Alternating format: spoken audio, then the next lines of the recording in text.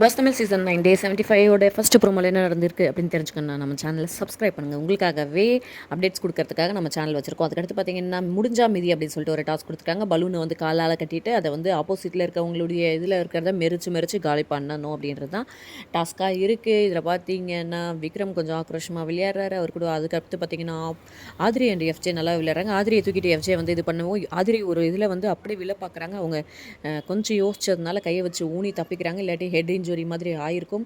இதில் இந்த விளையாட்டில் கடைசி வரைக்கும் பலூன் தன்னுடைய காலில் கட்டிக்கிட்டு யார் காப்பாற்றுறாங்களோ அவங்க தான் அடுத்த வாரத்துடைய வீட்டு தலை அப்படின்னு சொல்கிறாங்க. ஆனால் விக்ரம் ஏதோ ஒரு கேம் காலை பிடிச்சி இழுக்கிறதுனால எஃப்ஜே என்ன சொல்கிறாரு, காலை பிடிச்சி இழுத்து விளையாடுறதெல்லாம் என்ன ஒரு கேமு, தங்கச்சி அப்படி இப்படின்னு வந்து எல்லாத்தையும் இது பண்ணிவிட்டு இப்போ வந்து கேமில் வேறு மாதிரி விளையாடணும் எப்படின்னு டே போடா ஆமாடா போடா அப்படின்னு சொல்லிட்டு விக்ரம் வந்து ஒரு மாதிரி இதுவாக சொல்கிறாரு.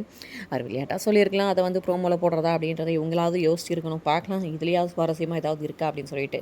தேங்க்யூ.